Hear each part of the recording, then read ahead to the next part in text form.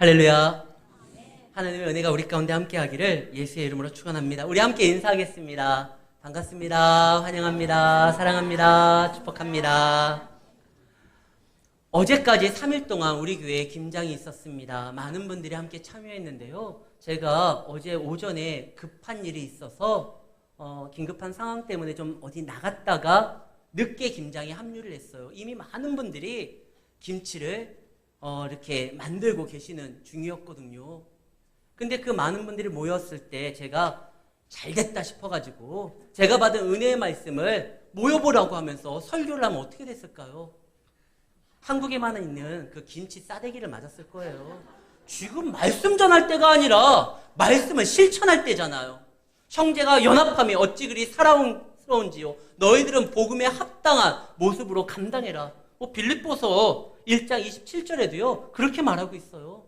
너희들이 하나님의 합당한 모습으로 생활해라. 말을 전할 때가 있고 그 말을 실천할 때가 있는 것입니다. 예전에 요셉이요. 하나님의 말씀을 증거했습니다. 그건 당연한 거예요. 그런데 아직 그 말씀을 받기에 전하는 자나 듣는 자가 훈련이 되지를 않았어요. 요셉은 말을 전했지만 오히려 미움을 받게 됩니다. 그의 아버지에게, 그의 형제들에게. 그런데 요셉이요, 애굽에서는 주인이, 간수장이, 심지어 오늘 본문에 등장하는 바로 또한 그와 함께하는 하나님을 인정할 뿐만 아니라 그를 통하여 하나님이 역사할 것을 기대하게 됩니다. 무슨 차이일까요? 예전에 아버지 집에서 요셉은 꿈을 꾸었지만 아직 꿈에 대해서 아무런 훈련도, 그 꿈에 대해서 자신을 헌신하지도 않았어요. 그런데 애굽에 와서는요, 그 꿈을 붙들고 그 꿈에 헌신하고 그 꿈의 훈련을 감당합니다. 그러니까요, 굳이 말하지 않아도요, 그와 함께하는 하나님이 누구도 부정할 수 없도록 보이게 되는 거예요. 하나님의 역사라는 것을 인정할 수밖에 없는 결과들이 막 나타나기 시작하는 겁니다. 그래서 이제 요셉이요, 하나님이 보여주신 그 꿈대로 꿈을 꾸는 자에서 멈추는 것이 아니라 꿈의 사람이 되어 이제 많은 일들을 주님의 이름으로 감당하게 되는 것입니다. 오늘 본문이 그래요. 이제 죄수의 신분에서 바로 앞에 총리로서 이게 쓰게 되는 그 과정이 오늘 본문에 기록되어 있습니다. 먼저 꿈에 대한 이야기가 나타나요. 우리는 이미 성경을 통해서요, 바로가 어떠한 꿈을 꿨는지를 알고 있습니다. 그런데 이 요셉이 바로 앞에 섰을 때 다시 한번 성경은 바로가 요셉에게 자신의 꿈에 대한 이야기를 그대로 또 해요. 아니 그냥 바로가 자신의 꿈 이야기를 요셉에게 했더라, 이 정도라 해도 우리는 내용을 알고 있잖아요. 근데 왜 반복해서 이야기를 썼을까요? 분량을 채우기 위함이 아닙니다. 하나님은요, 이 사건이 드라마가 아니라 현실적으로 우리에게 이루어야 될 중대한 사건임을, 역사임을 알려주기 위해서 그런 겁니다. 우리가 맥 빠질 때가 있어요. 영화를 보려고 할 때 그 영화는 특히 반전이, 마지막 그 반전이 가장 생명인 그런 영화가 있어요. 그 영화를 막 기대하고 사람들 소문에 의하면 이 영화는 반전이 있다고 하는데, 근데 갔는데 영화 보기 전에 앞에서 누가 그것을 이렇게 얘기해버리면, 소위 이걸 스포라고 하는데, 얘기하면 어떻게 되죠? 기분 팍 상하잖아요. 오늘 이미 우리는 알고 있어요. 그 얘기를 왜 또 합니까? 기대감 떨어지게. 아니요, 이거는 드라마나 반전 영화가 아니에요. 실제로 우리 가운데 이루어질 사건입니다. 그렇다고 하면 우리가 뉴스도요, 어떠한 일이 벌어진 것을 소식을 알려주잖아요. 9.11 테러 때 우리는 쌍둥이 빌딩이 무너지는 걸 보았습니다. 아마 안 본 사람이 없을 거예요. 왜? 뉴스마다 보여줘요. 정오 뉴스에도 보여주고, 오후 뉴스에도 보여주고, 9시 뉴스에도 보여주고, 똑같은 장면 계속 보여줘요. 왜? 이건 사건이니까. 진짜 일어난 일이니까. 그리고 모든 사람들이 다 알아야 될 내용이니까 또 보여줍니다. 성경에 반복되는 건 굉장히 중요한 사건이기 때문에 그래요. 그리고 우리의 시선을 지금 요셉이 감옥에서 나와서 이제 출세하게 되는구나. 요셉에게 맞추지 말고 요셉을 통하여 하나님께서 보여주시고 이루어지실 그 사역에 대해서, 사건에 대해서, 하나님의 역사에 대해서 집중하라는 것입니다. 그래서 다시 한번 반복되고 있어요. 자, 그 꿈에 대해서 이야기를 합니다. 요셉이 그 꿈을 듣습니다. 그런데 놀라운 거는요, 그 꿈을 듣자마자 왕이요, 이 꿈이 좀 복잡하니까 제가 좀 정리할 시간을 주십시오. 잠깐만 왕이요, 내가 이제 하나님의 응답을 받아야 되니까 작두를 좀 준비해 주시고 내가 거기 좀 타야 되겠고 뭐 이런 거 안 해요. 그냥 듣자마자 바로 얘기해요. 점쟁이들은요, 뭔가 신비적인 체험을 통해 가지고 마치 신이 자기와 함께하는 것처럼 꾸며서 얘기하는 사람들이 있어요. 아니면 진짜 악신에 들린 그런 무당들은요, 막 작두를 타면서 펄쩍펄쩍 뛰면서 사람들로 하여금 기적의 역사를 먼저 보여주며 분위기를 조성해요. 근데 요셉은 그러지 않아요. 그 꿈을 듣자마자 명확하게, 정확하게, 명쾌하게 그냥 얘기를 합니다. 어떤 신비적인 체험이나 분위기 조성할 필요도 없어요.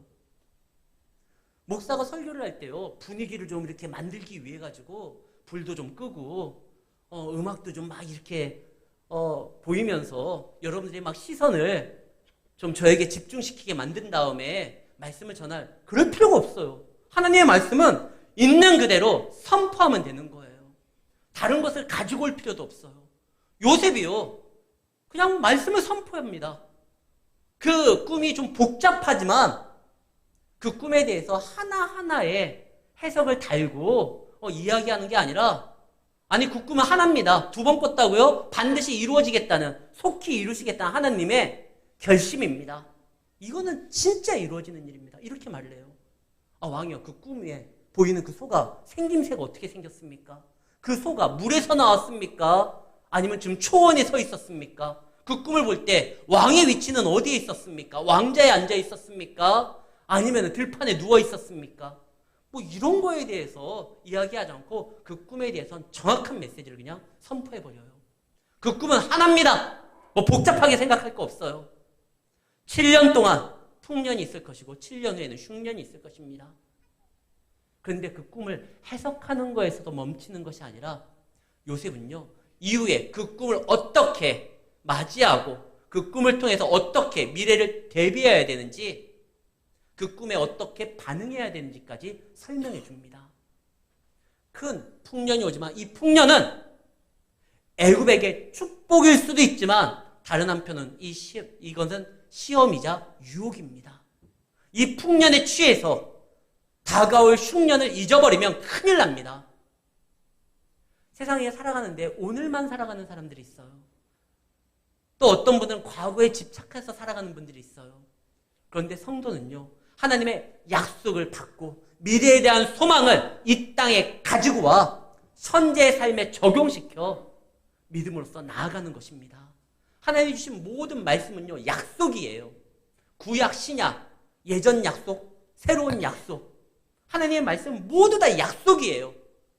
그런데 이게 부도가 나는 어음이 아니라 반드시 이루어지는 현실입니다. 하나님은요, 그 약속을 지키기 위해서 자신의 어떠한 아끼는 것을 뒤로 감추거나 숨기거나 이런 분이 아니에요. 우리를 구원하시기 위해서 아들을 주시겠다 약속했으니 그 아들을 보내주십니다. 하나님의 약속은 현실이 돼요. 우리가 말씀을 통하여 하나님의 약속을 받았으면요, 그 약속의 미래에 대한 하나님의 어떠한 우리를 향한 계획을 현실에 가지고 와서 오늘을 믿음으로 살아가는 것입니다. 그러니까 7년의 풍년은요, 축복이기도 하지만 이거는 시험이고 유혹이에요. 다가올 그 흉년을 대비하라는 것입니다. 우리나라가 너무 일찍 샴페인을 터뜨렸잖아요. 한참 나라가 개발도상국에서 이제 곧 선진국이 된다라는 희망에 부풀어 오르고 서울올림픽을 통해서 전 세계가 집중하는 나라가 되었고, 이제 코리아라는 말이 사람들에게 알려지기 시작했을 때, 그리고 경제적으로 좀 부유했었을 때, 그때 언론이나 이렇게 사람들의 이야기도요, 미래에 대한 학자들도 이제 우리나라는 세계에 우뚝 쓴다고 해요. 그래서 광고 때 그때 이런 광고 나오지 않았어요? 여러분 부자 되세요. 그래서 막 카드가 막 나오고 그 카드 대란으로 우리가 큰일 날 뻔했었잖아요.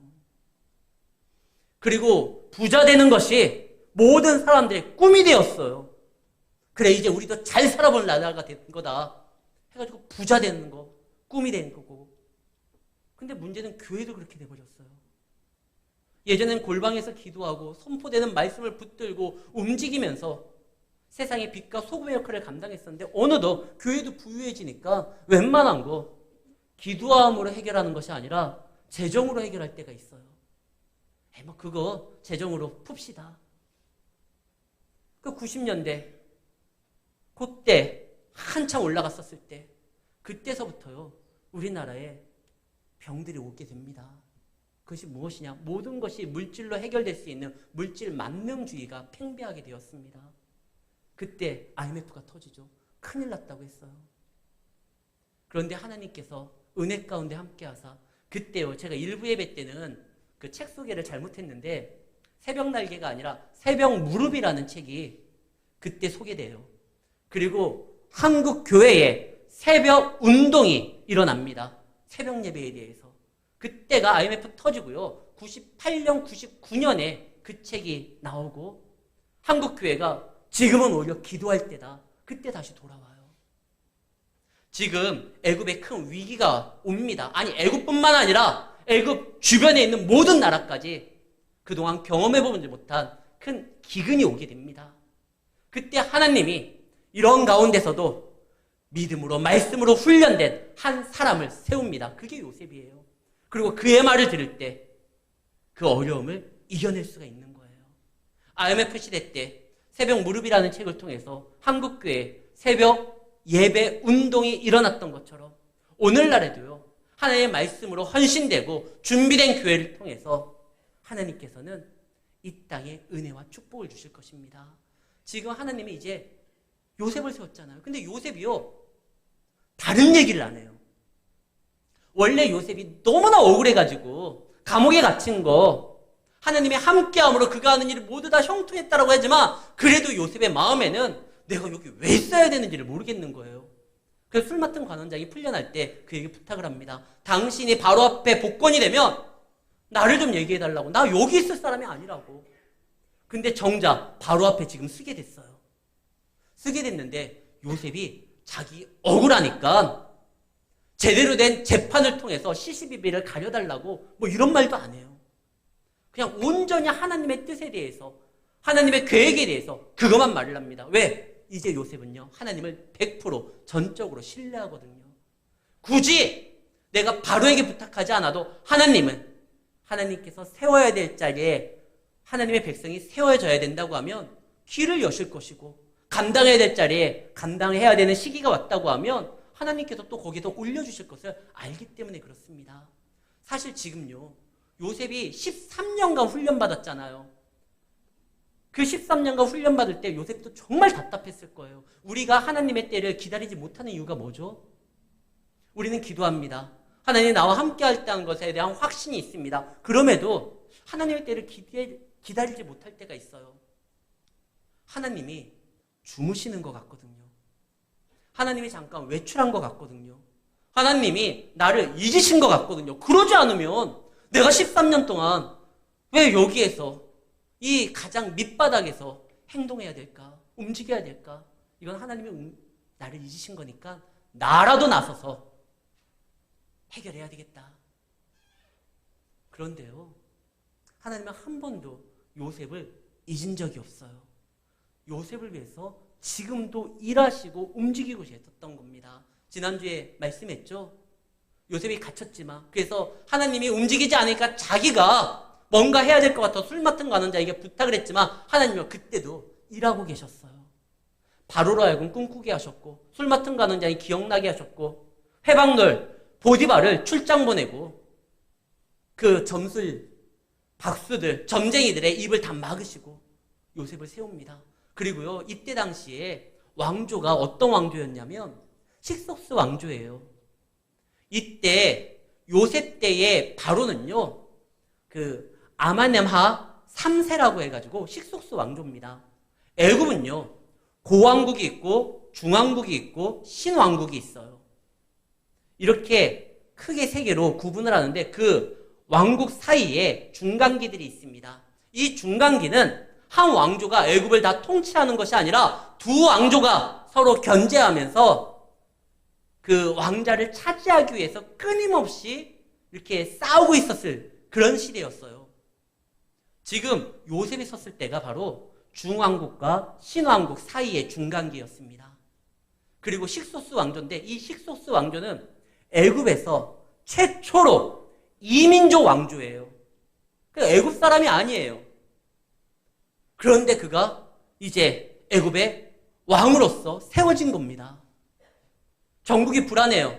자기 말고 다른 왕조가 또 있어요. 같은 시기에 서로 경쟁합니다. 이 중간기는 분열기거든요. 그런 가운데 마음이 많이 낮아지고 약해졌을 때 하나님의 계시의 꿈으로 인하여 번민하고 있을 때 그때 요셉이 등장해요. 그래서 요셉을 총리로 세울 수 있었던 것입니다. 이 식소스 왕조는요, 셈족이에요. 가나안에 있었던 그 아브라함의 그 자손들이 셈족이거든요. 노아 때 셈, 함, 야베 이렇게 나누어지잖아요. 이 식소스 왕조가 가나안에 있었던 셈족 계열입니다. 본인도 이민족으로서 왕이 되었어요. 그래서 요셉을 총리로 세우는데 아무도 거기에 대해서 딴지를 못 거는 거예요. 하나님은요, 누구 한 사람을 세우기 위해서 상황까지도 당신의 뜻대로 움직일 수 있는 분입니다. 요셉은 지금 감옥에서 나 왜 여기 있느냐 생각했는데 하나님이요, 왕조도 세우시고 사람의 마음을 낮추시기도 하고 꿈꾸기도 하시고 번민하게 하시고 요셉이 말할 때까지 아무 말도 못하게 만드시기도 하시는 분입니다. 사랑하는 성도 여러분, 우리는요, 말씀을 듣잖아요. 저는 말씀을 전하잖아요. 목회자는 말씀을 전하고 성도는 말씀을 듣고 여기에서 멈추면 안 돼요. 그 말씀이 우리 삶의 내용이 되기 위해서 우리는 움직여야 되는 것입니다. 요셉이 말씀을 전하는 위치에 있었지만 그는 말씀의 사람으로서 변화되었을 때 그때 하나님이 그를 통해서 역사하셨습니다. 성도들도 말씀을 듣는 것에서 멈추는 것이 아니라 이 말씀이 여러분들의 삶의 내용이 돼야 돼요. 삶의 인격이 돼야 돼요. 그러한 이들이 나아갔을 때 세상은요, 우리를 통해서 하나님의 은혜와 축복을 경험하게 되는 것입니다. 오늘 멋있는 말을 해요, 요셉이. 36절에 보면은요, 이와 같이 그 공물을 이 땅에 저장하여 애굽 땅에 이 말 7해 흉년에 대비하시면 땅이 이 흉년으로 말미암아 망하지 아니하리이다. 하나님이 보여주신 그 꿈에 대해서 제대로 반응하고 준비하는 사람들은 결코 그 어떠한 흉년 가운데 어려운 가운데서도 망하지 않습니다. 그가 이야기를 할 때 그 바로가 깜짝 놀래요. 보통 자기의 누구든지 오면 주눅 들고 그 분위기에 감히 머리도 못 들고 뭔가 중얼중얼 정도 할 텐데, 그리고 자기를 만나는 게 일생일대의 기회니까 그때 자기에게 뭔가 아쉬운 소리를 또 부탁도 하는데 요셉은요, 자기 얘기를 하지 않아요. 하나님께서 가장 싫어하시는 것이 하나님의 역사가 움직일 때 사람의 생각과 그의 스토리를 집어넣어가지고 그 영광을 훔쳐가는 거예요.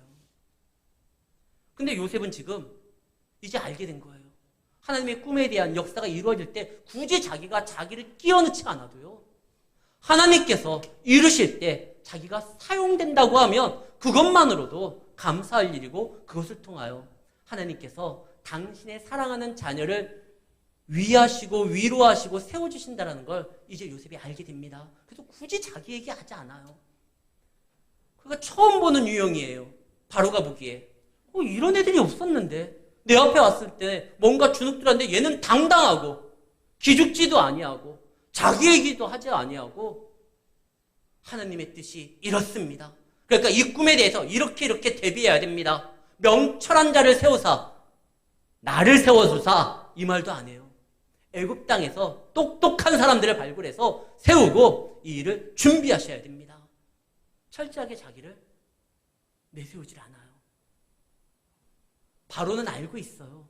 누군가가 그 앞에 쓸 때요, 바로 앞에 쓸 때 이미 호구조사 다 끝납니다. 제가 만약에 대통령을 만날 어떤 일이 있으면 저에 대해서, 아니 저뿐만 아니라 저의 가족에 대해서도 이미 다 조사가 끝난 다음에 세워지는 거예요. 특히 지금 힉소스 왕조, 이민족으로서 처음으로 왕이 된 이 바로가요. 이 제국을 세우는 데 있어서 나를 암살할지도 모르고, 더군다나 어디에서 온 겁니까? 감옥에서 온 거예요. 제 죄가 뭔지를 알아야 될 거 아니에요. 이미 애굽의 국정원을 통해서 요셉에 대해서 알아낸 겁니다. 요셉이 이 애국까지 오는데 그건 좀 불분명해요. 이유를. 한간에는 형들이 팔았다는 얘기도 있고, 아니 사랑받는 그 도련님에서 어떻게 형제가 동생을 팔까? 이건 말이 안 되는 것 같은데. 또 한간에는 지나가다가 노예상이 그를 붙잡아서 애굽으로 끌고 왔다는 얘기도 있고. 그런 내용은 잘 모르겠어요. 근데 분명한 건 그가 보디발의 집에서 노예 생활을 했다는 거예요. 근데 거기에서 잘했어요. 다 인정받았어요.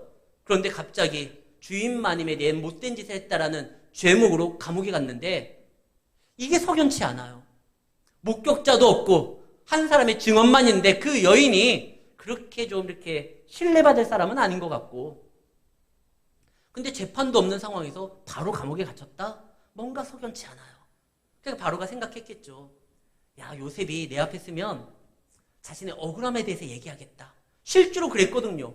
술 맡은 관원장의 증언에 의하면 요셉이 자기 억울하니까, 나 여기에 올만한 짓을 안 했으니까 바로에게 좀 부탁해 주십시오 라는 말까지 바로가요. 이게 다 정부가 들었을 거예요. 이 녀석 오면 꿈에 대해서 해석을 하면서 슬쩍 자기가 좀 억울하니 풀어달라고 얘기를 하겠지. 사연 없는 무덤이 없고 억울하지 않는 죄수가 없다고 하잖아요. 뭔가 얘기하겠지. 안 해요. 요셉은 그냥 당당하게 하나님의 말씀을 증거하고 선포만 합니다. 그리고 이 일에 있어서 어떠한 자세로 임해야 될지 대안까지 줍니다. 거기에 내가 적임자니 나를 뽑아주십시오. 이 말도 안 해요. 다른 사람들을 뽑아가지고 잘 해주십시오. 그때 바로가 말을 합니다. 이만한 사람이 없다. 37절, 바로와 그의 모든 신하가 이 일을 좋게 여기고 바로가 그의 신하들에게 이르되 이와 같이 하나님의 영에 감동된 사람을 우리가 어찌 찾겠냐. 얘를 그냥 세우자. 사실요, 7년이라는 풍년은요, 우리의 마음을 해이해지게 만들 수가 있습니다. 아까도 이야기했지만 이 7년의 풍년은 축복일 수도 있지만 유혹과 시험일 수 있습니다. 다른 흉년을 대비하지 못하게 만들 수가 있어요. 지금까지 풍년이었는데 에이 뭐 설마 내년에 흉년이 일어날까? 근데 이 일을요, 해이해지지 아니하고 끝까지 하나님 안에서 훈련된 가운데 밀고 나갈 수 있는 사람은 요셉밖에 없어요. 바로가 그것을, 이름도 잘 졌죠? 바로 알아봐요. 야, 요 놈은 진짜 하나님의 사람이구나. 이렇게 말하는 거 보니까 자기 이야기를 하지도 아니하고 온전히 그 뜻에 대한 이야기와 어떻게 반응해야 되는지 그거에 대해서 이야기를 하는구나. 내가 보니까 이 친구는 진짜다. 우리가 알잖아요. 정말 하나님의 말씀에 무장됐고 충만한 사람은요, 무엇인가에 당당함이 있어요. 그래서 그것을 세상이 먼저 알아봐요. 강아지들이 왜 짖죠? 겁먹어서 짖잖아요. 어떤 사람이 딱 왔을 때 막 짖는 게 겁먹은 거예요. 복음이 처음 어느 나라든지 예외가 없이 어느 나라든지 복음이 처음 들어가면은요, 항상 위정자들은 그 복음을 전하는 사람들을 핍박합니다. 알고 있거든요. 이 복음이 세상을 변화시킬 거라는 걸. 이 복음의 파워와 능력이 얼마나 큰지를 알고 있어요. 그러니까 예수 믿고 예수를 전하고 예수를 선포하는 걸 그렇게 끊임없이 방해하고 핍박하고 무찌르려고 합니다. 그런데 우리가 그때 주눅들 필요가 없어요. 우리를 위협하는 자보다 우리와 함께하는 자가 더 큽니다. 그분의 능력이 우리를 감쌉니다. 적도 알고 있는 걸 우리가 모르면 어떻게 합니까? 적도 지금 알고 두려워서 우리를 핍박하는 이유가 그거예요. 우리가 제대로 말씀대로 살아가면 세상이 뒤집어진다라는 걸. 자기들의 잘못이 다 밝혀지고 무너진다라는 걸. 적도 알고 막 공격을 하는데 우리가 모르면 안 돼요. 우리와 함께하는 하나님의 크심을 기억하고 믿음으로 나아가야 됩니다. 그러할 때 하나님이 길을 여시는 거예요. 요셉 보세요. 요셉이 이제 훈련을 받고 믿음으로 세워지고 이제 그가 일할 때가 되니까 하나님께서요, 애굽 왕조도요, 그분의 뜻 가운데 움직이시잖아요. 그리고 요셉이 쓰는 동안에 그 어떠한 방해가 일어나지 아니하도록 다 정리해 주시잖아요. 우리는 말씀을 붙들고 신앙생활을 살아간다고 하면 왠지 헤매는 듯 보입니다. 내가 말씀을 붙들 때 말씀을 붙들지 아니하고 세상이 이야기하는 어떠한 단계대로 나아가는 사람들이 훨씬 더 빠른 것 같아요. 우리는 맨날 제자리고 더 지하로 내려가는 것 같아요. 그런데 그때가 되면 우리가 세워질 때가 되는 그 순간에 하나님이요, 우리를 어디에서든지 찾아내셔서 일으켜 세웁니다. 요셉 엄청 헤맨 것처럼 보였어요. 그런데 13년이에요.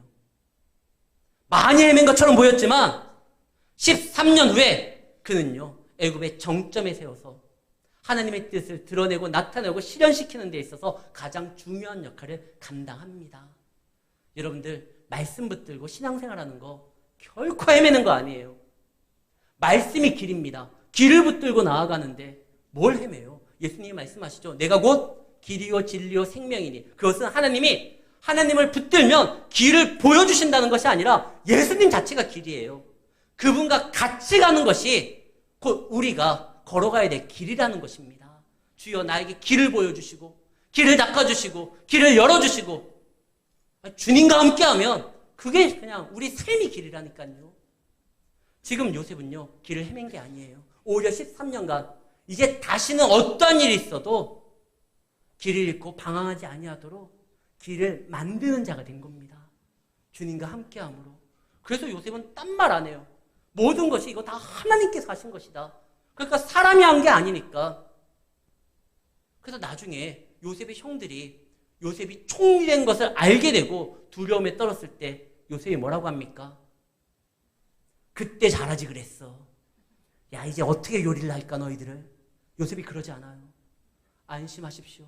형들이 나를 보낸 게 아니라 하나님이 형들과 우리 가족을 구원하기 위하여 나를 먼저 인도하신 겁니다. 하나님이 하신 겁니다.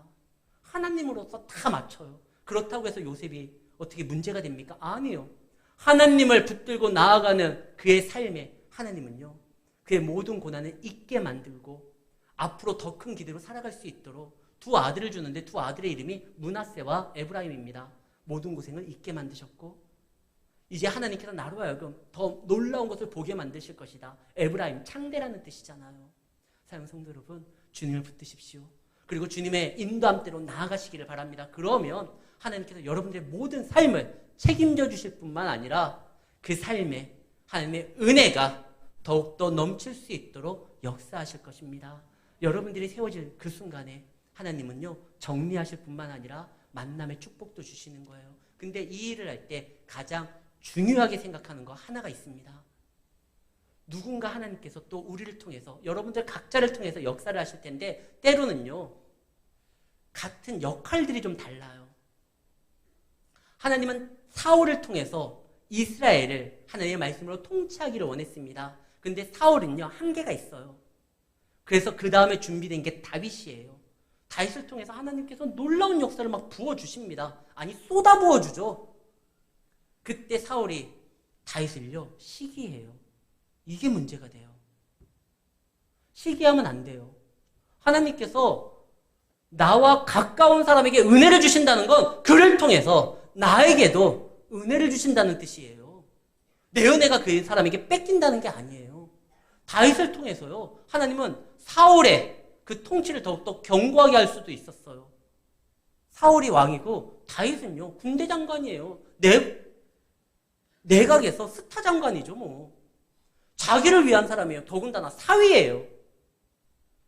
얼마나 다윗이 승승장구할수록 자기가 올라가는 건데 시기하기 시작하니까 다윗을 죽이겠다고 그 존귀함을 잃어버리면서 결국 사울은 길을 잃어버립니다. 그리고 헤매다가 생을 마감하게 되죠. 혹시 우리 주변에 누군가가 하나님의 은혜가 막 그를 통해서 나타난다고 하면 가까이 하는 거예요. 그리고 그를 통해서 하나님께서 나에게 은혜를 주실 것을 기대하면서 함께 동역하는 겁니다. 바로가 그래요. 바로가 막 요셉이 막 승승장구하는 거 거기에 대해서 시기하지를 않아요. 오히려 더 힘을 실어줘요. 그 결과 어떻게 됩니까? 두 왕조가 대립하고 있는 시점에서 요셉을 통하여 식량에 대한 이야기 때문에 이 히소스 왕조가 전역을 장악하게 돼요. 하나님께서는요, 하나님의 일을 하는 사람을 후원하고 격려하고 함께하는 자에게 더 큰 은혜로 채워주시는 분이시지 시기는 분열을 낳게 됩니다. 그것만큼은 여러분들 염두해 주시고 하나님 안에서 나와 함께 하시는 하나님의 역사를 기대하면서 믿음으로 살아가는 주의 백성들이 되시기를 예수의 이름으로 축원합니다.